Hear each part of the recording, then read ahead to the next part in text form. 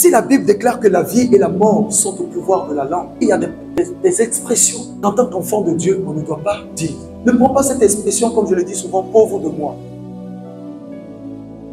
Tu te condamnes à la pauvreté. La pauvreté, c'est un esprit. Pourquoi donc ne pas dire riche de moi?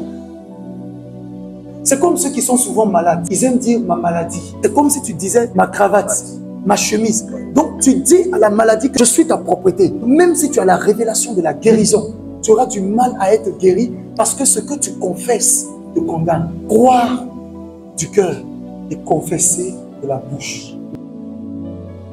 Vous voyez le peuple d'Israël, à un moment donné, quand les situations étaient compliquées, ils ont déclaré, nous allons tous mourir. Même s'ils ne sont pas morts sur le coup, aucun d'entre eux, effectivement, n'est rentré dans la terre promise, en tout cas de cette génération, excepté Josué et Caleb. Première chose, il faut corriger ton langage vis-à-vis de toi et corrige le langage des autres aussi à ton égard. Vous savez, il faut lancer des paroles qui revêtent ton caractère prophétique. C'est ce que Dieu t'a dit que tu es et non pas ce que les circonstances de ta vie t'imposent.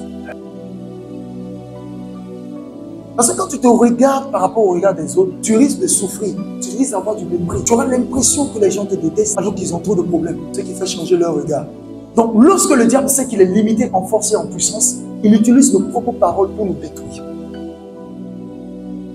C'est-à-dire que quand vous avez la grâce de parler en langue et que vous priez en esprit, ça permet souvent à Satan de ne pas savoir ce que vous êtes en train de dire. Quand on va dans un domaine élevé, vous savez que j'opère plus dans le mystère et dans la révélation.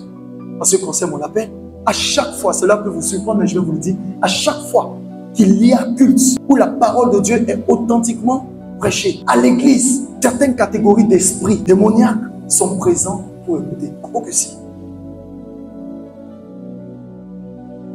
Tant qu'ils ne sont pas une menace, ça peut passer. Je vais t'expliquer. Parce que dans les Saintes Écritures, il est écrit, ils prennent conseil auprès des lumières. Le diable attend que les enfants de Dieu se réunissent. Dans la connaissance de la parole, sous l'instruction du Saint-Esprit, quand Dieu nous révèle la profondeur de la parole, Satan profite aussi pour entendre, pour comprendre.